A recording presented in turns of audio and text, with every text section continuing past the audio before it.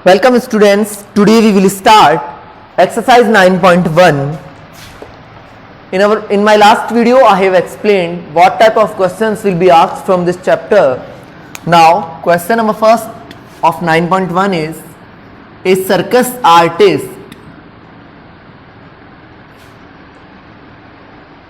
एक सर्कस का कोई आर्टिस्ट है climbing and at 20 metre long rope 20 metre long rope एक रस्सी है जो 20 मीटर लंबी है which is tightly stretched and tied from the top of a vertical pole जो कि एक वर्टिकल पोल के टॉप से देखिए ये कोई वर्टिकल पोल है इसके टॉप से ग्राउंड की तरफ टाइटली स्ट्रेच्ड है ये रोप इस तरीके से बंधी हुई है ये क्या है हमारी रोप जो कि कितने मीटर है 20 मीटर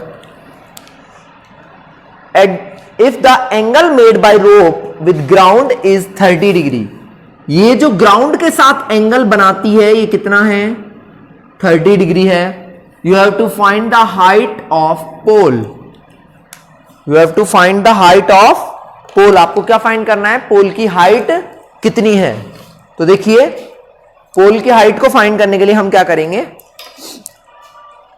सिंपल सी बात है यहां पे कौन सा ट्रायंगल बन रहा है राइट एंगल ट्रायंगल क्योंकि कोई भी पोल सीधा ही खड़ा होता है तो ये कितने डिग्री का है 90 डिग्री हम पोल की हाइट को ले लेते हैं एक्स एक्चुअली क्योंकि देखिए 90 के सामने वाला होगा हाइपोटेनियस हाइपोटेनियस गिवन है और परपेंडिकुलर क्या करना है फाइंड करना है हाइपोटेनियस और परपेंडिकुलर का रिलेशन कौन से ट्रिग्नोमेट्रिक रेशियो में होता है तो देखिए हमारे पास साइन थीटा इक्वल्स टू होता है परपेंडिकुलर अपॉन हाइपोटेनियस पता है सबको अच्छा तो sine 30 is equals to perpendicular हमें फाइंड करना है अपॉन हाइपोटेनियस कितना दे रखा है 20 सिंपल से क्वेश्चन है साइन 30 की वैल्यू होती है हमारे पास 1/2 तो x अपॉन 20 क्रॉस मल्टीप्लाई करोगे आप तो 2x is equals to 20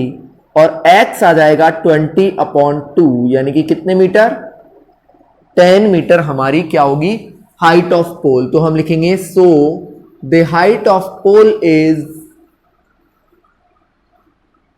equals to 10 metre उस पोल की हाइट कितनी होगी 10 मीटर होगी देखिए आपको एक और चीज ध्यान में रखनी है यहां पे दो तरीके के एंगल्स बनते हैं एक तो वो एंगल जो नीचे से ऊपर की साइड बने मतलब ये वाला इसको तो बोलते हैं angle of elevation angle of elevation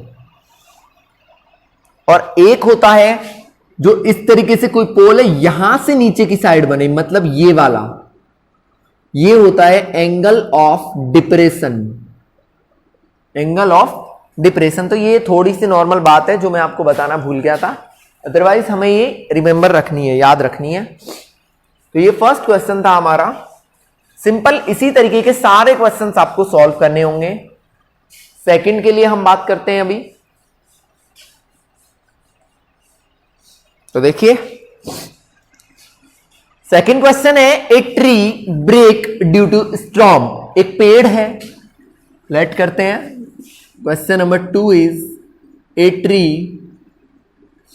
break due to storm कोई स्टॉर्म आया और उसकी वजह से एक पेड़ क्या हो गया टूट चुका है तो देखिए हम बात करते हैं ये कोई पेड़ है ऑब्वियसली ये ग्राउंड पे ही होगा ये स्टॉर्म की वजह से यहां से टूट जाता है अब ये टूटा हुआ हिस्सा इधर झुकेगा या फिर इधर झुकेगा बैंड हो जाएगा तो हम लेट करते हैं ये टूटा हुआ हिस्सा इधर झुक गया और इस तरीके से बैंड हो गया भाई ऐसे ही तो बैंड होगा ना और ये जो है पार्ट अभी तो पेड़ सिर्फ टूटा है आगे देखिए क्या बोलता है the broken part touches the ground making an angle of 30 degree जो टूटा हुआ पार्ट है वो ग्राउंड को जहां टच करता है वहां कितने डिग्री का एंगल बनाता है 30 डिग्री एंगल बनाता है आपको अगर डायग्राम बनाना आ गया तो आप इजीली सारे क्वेश्चंस को सॉल्व कर सकते हो। अदरवाइज अगर डायग्राम नहीं बनेगा आप कुछ भी नहीं कर पाओगे। तो सिंपल सी बात है, एक पेड़ था, there was a tree, it has broken from the middle और we don't know from where, but it has bent, ये बेंट हो चुका है और ग्राउंड के साथ कितना एंगल बनाता है, 30 degree. Now the distance between foot of tree, the distance between foot of tree to the point, ये वाला जो पॉइंट है इसकी फुट ऑफ ट्री से डिस्टेंस कितनी दे रखी है भाई, आपको दे रखी है 8 metre. You have to find the height of tree. What is the question, height of tree, कि पेड़ की हाइट कितनी थी। तो देखिए पेड़ की हाइट, एक तो ये वाला पार्ट, इसको हम ले लेते हैं x, या इसको ले लें हम p क्योंकि परपेंडिकुलर से डिनोट करेंगे, और इसको ले लेते हैं x। तो टोटल हाइट हो जाएगी p प्लस x। सही बात है। ऐसा क्यों हुआ, हमने इसको दो पार्ट में डिवाइड कर लिया, p और x, तो पेड़ की total height p plus x। But देखिए जो ये x पार्ट है ना, यही तो इधर आया है, यही तो झुक के इधर आया है। तो जब ये x है तो हाइपोटेनस भी कितना होगा, x होगा। हाइपोटेनस भी कितना होगा, x होगा, और एंगल हम हमेशा कितना लेंगे, 90 लेंगे। अब हम देखो हमें दिया क्या है, बेस, और फाइंड क्या करना है, परपेंडिकुलर और हाइपोटेनस। तो कोई रिलेशन आप ढूंढिए जिसमें बेस और परपेंडिकुलर की बात हो, तो वो होता है tan थीटा, उसमें perpendicular upon base. tan 30 is equals to, perpendicular हमें फाइंड करना है, बेस कितना है 8। तो tan 30 की वैल्यू क्या होती है भाई, tan 30 की वैल्यू होती है 1/√3। तो p अपॉन 8 क्रॉस मल्टीप्लाई करेंगे तो p इक्वल्स टू आ जाएगा 8/√3। कभी भी नीचे हम √3 को, मतलब अंडर की वैल्यू नहीं रखते, उसका क्या कर देते हैं, रेशनलाइजेशन कर देते हैं। तो ये आ गई हमारे पास p की वैल्यू, मतलब परपेंडिकुलर की वैल्यू। बट ये हाइट नहीं है पेड़ की, ये तो आधी हाइट बची है। अभी हमें x और फाइंड करना है, मतलब हाइपोटेनस और फाइंड करना है। तो देखिए क्या करेंगे, अब हमें दूसरा कोई ट्रिग्नोमेट्रिक रेशियो ढूंढना है जो कि क्या करता हो, बेस और हाइपोटेनस में रिलेशन बताता हो। तो base upon hypotenuse, cos theta is equals to base upon hypotenuse. cos theta की जगह 30 लिखेंगे, बेस हमारा 8 है, हाइपोटेनस की जगह हम क्या लिखेंगे, x, क्योंकि हमारा हाइपोटेनस कितना है, x है। cos 30 की जो वैल्यू होती है वो क्या होती है, √3/2। मैंने आपको बोला था साइन, कॉस और टेन, इन तीन की वैल्यू तो आपको बिल्कुल रट जानी चाहिए। तो देखिए अब हम क्या करेंगे, क्रॉस मल्टीप्लाई करेंगे तो x की वैल्यू आएगी 8 2 16/√3। यहां भी हम √3 को नीचे नहीं रखेंगे, तो ये आएगा 16√3/3 metre. So total height of tree is equals to p plus x, यानी कि 16√3/3 प्लस 8√3/3 कितना हो जाएगा, 24√3/3, और 3 से आप इसको डिवाइड करोगे तो 8√3 metre is the height of tree. Total height हमारे पेड़ की कितनी आ जाती है, 8√3 metre. Is that clear? Now the next question is, a contractor plans to install two side of the children to play in park। एक contractor है, वो स्लाइड्स लगाता है किसमें, पार्क में। किस चीज के लिए, बच्चों के खेलने के लिए। अब पार्क की स्लाइड किस तरीके से होती है, पार्क की स्लाइड्स में सब झूले हो गए, तो उसके पास दो तरीके की स्लाइड्स हैं। एक तो है जो 5 इयर्स से कम के बच्चों के लिए है, भाई इस तरीके की होती है स्लाइड। दो तरीके की स्लाइड है, एक तो है बिलो 5 ईयर वाले चिल्ड्रंस के लिए। अब बिलो 5 ईयर वाली में क्या दे रखा है, क्वेश्चन नंबर 3 है, a contractor plan to make slides, एक कॉन्ट्रैक्टर स्लाइड्स को बनाने का प्लान करता है। अब 5 ईयर वाले बच्चों के लिए क्या है, 1.5 मीटर हाइट की स्लाइड है। कितने हाइट की, 1.5 मीटर हाइट की स्लाइड है और जिसका एंगल कितना है, 30 डिग्री। ठीक है भाई। और एल्डर चिल्ड्रंस के लिए, जो बड़े बच्चे हैं उनके लिए 3 मीटर की साइड है और एंगल 60 डिग्री है। 3 मीटर साइड है और एंगल कितना है, 60 डिग्री। वो पूछता है what is the length of slide. ये जो स्लाइड बनी हुई है इसकी लेंथ कितनी है, तो यहां हम ले लेते हैं x, यहां ले लेते हैं y। अच्छा, दिया क्या है हमें, परपेंडिकुलर। फाइंड क्या करना है, हाइपोटेनियस। यहां भी क्या दिया है, परपेंडिकुलर, और फाइंड क्या करना है, हाइपोटेनियस। तो क्या लगेगा, साइन थीटा, क्योंकि साइन थीटा में ही कौन कौन रिलेशन होते हैं, परपेंडिकुलर अपॉन हाइपोटेनस। दोनों ही केस में साइन थीटा लगेगा। पहले वाले केस में sine 30 is equals to 1.5 upon hypotenuse और दूसरे वाले में sine 60 is equals to 3 upon hypotenuse. Sine 30 की वैल्यू होती है हमारे पास 1/2, तो हाइट आ जाएगी इसकी कितनी, हाइपोटेनियस हमने x लिया है ना, तो x से लिख लो भाई। तो इसकी हाइट आ जाएगी 3 मीटर। मतलब length of slide for below 5 year, 5 साल से छोटे बच्चों के लिए तो कितनी लेंथ की स्लाइड है, 3 मीटर की। अब यहां आते हैं, साइन 60 की वैल्यू होती है √3/2, तो ये आ जाएगी 6/√3। क्रॉस मल्टीप्लाई कर सकते हो आप सब। देखिए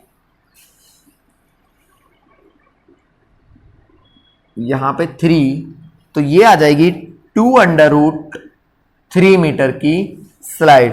तो ये एल्डर चिल्ड्रंस के लिए कितनी हो जाएगी,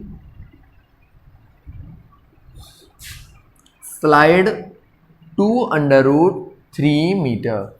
ये हमारा क्या होगा, आंसर होगा।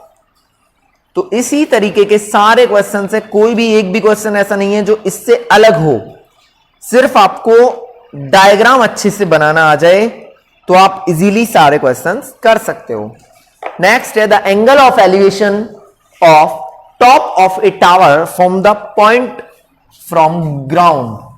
एक पॉइंट है ग्राउंड पे, उससे एक टावर के टॉप का एंगल दे रखा है। देखिए क्वेश्चन क्या है, मैं लिख देता हूं। क्वेश्चन नंबर 4 है the angle of elevation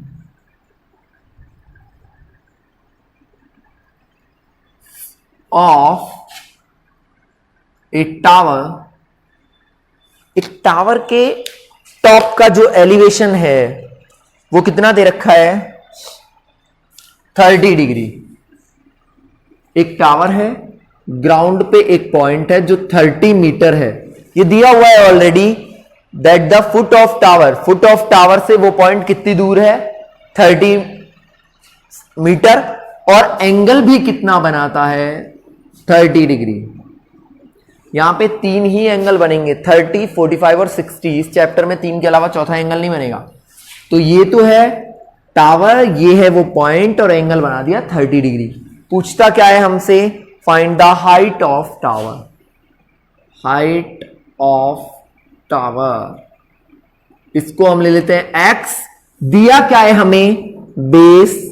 find क्या करना है, परपेंडिकुलर। तो देखिए बेस और परपेंडिकुलर में रिलेशन होता है tan थीटा के अंदर।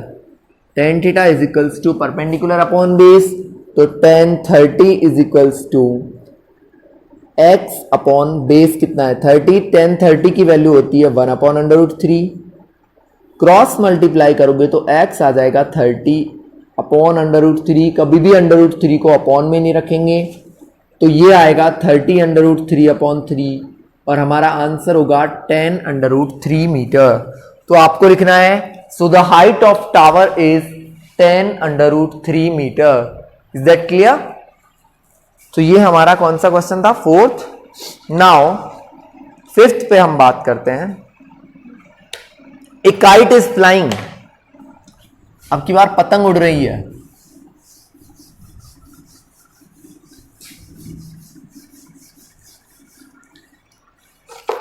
ए kite is flying at the height of 60 metre.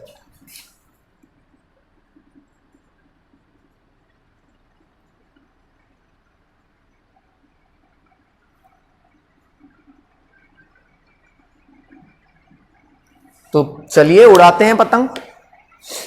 The string attach to the kite is temporarily tied from the, देखिए एक पतंग उड़ रही है, ये हम ले लेते हैं हमारी क्या है, पतंग है। ये कितनी मीटर हाइट पे उड़ती है, 60 मीटर हाइट पे फ्रॉम द ग्राउंड। वो बोल रहा है कि इससे जो रस्सी बंधी हुई है उसको टाइटली बांध दिया है एक पॉइंट से। तो हमने बांध दिया, पतंग उड़ रही है, ठीक है। और वो पॉइंट जो है उस पे एंगल कितना बन रहा है रस्सी के साथ, तो ग्राउंड से ही एंगल होगा कितना, 60 डिग्री। आपको बताना है कि जो पॉइंट है, find the length of string, sorry आपको लेंथ ऑफ स्ट्रिंग बतानी है। लेंथ ऑफ स्ट्रिंग को हमने मान लिया x, परपेंडिकुलर दे रखा है, फाइंड क्या करना है, हाइपोटेन्यस। तो P अपॉन एच किस में होता है, साइन थीटा में।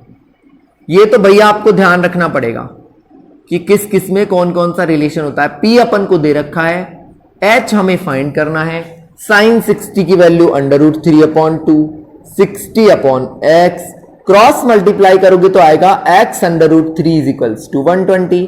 तो 120 अपॉन √3 हो जाएगा। √3 को अपॉन में हम लिखेंगे नहीं, तो 120 √3/3, और हमारा आंसर होगा कि कितनी लेंथ है उसकी, स्ट्रिंग की, 40 √3 मीटर उस स्ट्रिंग की लेंथ है।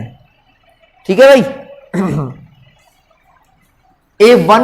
नेक्स्ट है क्वेश्चन नंबर 6। ए 1.5 मीटर टॉल बॉय, एक 1.5 मीटर लंबा कोई लड़का है। चलिए मैं लिख देता हूं क्वेश्चन नंबर 6, आज के लिए लास्ट क्वेश्चन है। ए 1.5 मीटर टॉल बॉय, एक 1.5 मीटर लंबा लड़का मैंने ये बना दिया, 1.5 मीटर इसकी हाइट है। Is standing at some distance, वो कुछ डिस्टेंस पे खड़ा है, from a building 30 metre tall, एक बिल्डिंग है वो कितनी है, 30 मीटर टॉल। दोनों ही ग्राउंड पे ही होंगे, ऑब्वियसली बिल्डिंग भी ग्राउंड पे होगी और लड़का भी ग्राउंड पे ही होगा। खड़ा है तो भाई लड़का इससे कुछ दूर, अब हमें नहीं पता कितनी दूर। आगे बोलता है the angle of elevation from his eyes, उसकी आंखों से जो एंगल बनता है किसका, टॉप ऑफ बिल्डिंग का। टॉप ऑफ बिल्डिंग ये रही भाई, ये जो एंगल बनना चाहिए, आंखें तो ऊपर ही होंगी ना, पैरों में तो होंगी नहीं, तो हम ऊपर से बनाएंगे। ये जो एंगल बनता है, the angle of elevation from his eyes increases, वो इंक्रीज होता है फ्रॉम 30 to 60। पहले तो देखो, अब आईज से जो एंगल बनेगा वो इस यहां से बनेगा कितना, 30 डिग्री। ये एंगल इंक्रीज हो जाता है, कितना हो जाता है, पहले 30 था, बाद में 60 हो जाता है। लेकिन कब होता है 60, जब वो और पास आता है। लेट करते हैं, पहले वो यहां था, अब वो यहां आ गया, तो ये एंगल जो बनेगा अब वो कितना हो गया भाई, 60। पहले कितना था, 30, और लड़का पास आया, क्लोज आया, तो कितना हो गया भाई, लड़के की हाइट तो घटेगी नहीं पास आने से, तो वो तो 1.5 मीटर ही है। जब ये 1.5, ये 1.5, तो यहां तक का तो ये भी 1.5, फिर ऊपर का कितना बचेगा भाई, टोटल 30 था, 1.5 ये गया, तो कितना बचा, 28.5 मीटर।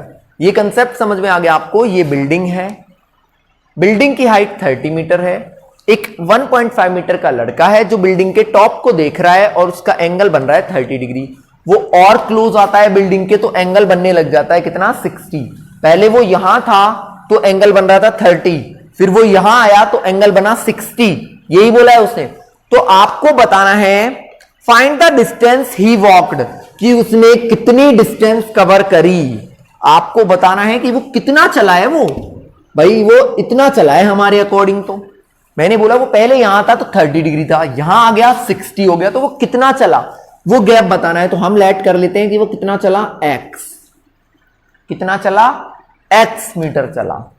ठीक है भाई, x चला होगा। इस वाले को हम मान लेते हैं, देखिए इस वाले पार्ट को हम मान लेते हैं y। इससे कोई फर्क थोड़ी पड़ रहा है। इसको हमने x मान लिया कि वो x किलोमीटर चला और बचा हुआ फिर y हो गया। ये y तो यहां भी y, और जब ये x तो ये भी x। ये बात तो सबको समझ में आ जाएगी। अच्छा, अब हमें देखो, पहली बात, हमें इस लाइन से नीचे से तो मतलब ही नहीं है। अब हमारा ट्राइंगल कहां बन रहा है, ये बन रहे हैं दो ट्राइंगल। कौन कौन से, मैं नाम दे देता हूं, ए बी सी। एक तो है ए बी सी और एक है ए बी डी।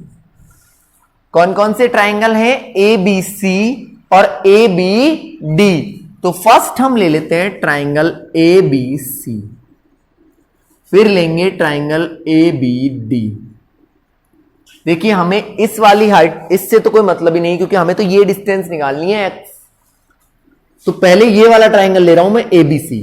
देखिए परपेंडिकुलर तो कितना है 28.5 और बेस हमें निकालना है, तो लगाएंगे tan theta is equals to perpendicular upon base tan 60 is equals to 28.5 upon base tan 60 की वैल्यू होती है √3 28.5 अपॉन y, तो y आ जाएगा 28.5 अपॉन √3।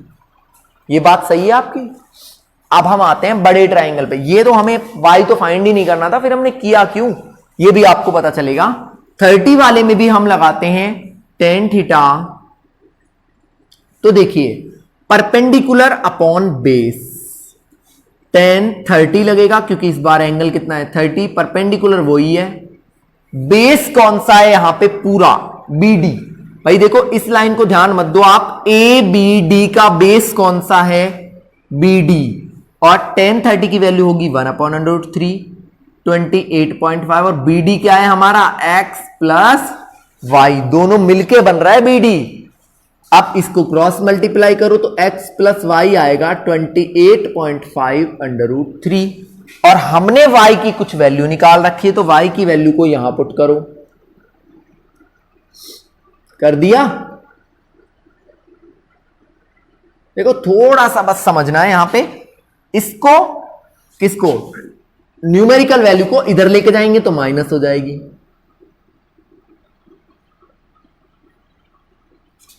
दोनों में हमने एलसीएम लिया तो आया √3। ये तो हो जाएगा 28.5 और √3 को √3 से मल्टीप्लाई किया 3, तो 28.5 इंटू 3, ये वाला तो ये हो गया माइनस 28.5। सही है भाई। अच्छा तो अब करते हैं इसको आगे। 5 3 ज़ा 15, 1 3 8 ज़ा 24 एंड 1 25, तो ये आएगा 85.5 माइनस 28.5 अपॉन √3। इसको माइनस करोगे तो देखो 0.757 है ना, अपॉन √3। कभी भी हम √3 को नीचे नहीं लिखते, तो ये क्या हो जाएगा 57 √3 अपॉन 3 है ना भाई। अब हम 3 से इसको डिवाइड करेंगे। देखिए ये यहां पे नहीं हो रहा है, तो देखिए यहां लिख देता हूं 57 √3 अपॉन 3 आएगा। 3 से इसको डिवाइड करेंगे तो 19 √3। ये किसकी वैल्यू आ गई, x की। तो उसने कितना डिस्टेंस कवर किया, 19 √3। ही कवर्ड 19 √3 मीटर डिस्टेंस। ये हमारा क्या होगा, आंसर होगा। तो आज के लिए इतना ही इनफ है। अब इसके 10 क्वेश्चंस और रिमेनिंग हैं, वो हम नेक्स्ट वीडियो में अगर हो गए तो नेक्स्ट में, अदरवाइज 2 वीडियोस में तो डेफिनेटली हो जाएंगे। तो हमें इनको फिर सॉल्व करना है। Is that clear. तो आप लोग कंटिन्यूअसली इनको अपने अकॉर्डिंग भी सॉल्व करेंगे। नेक्स्ट हम आगे करेंगे।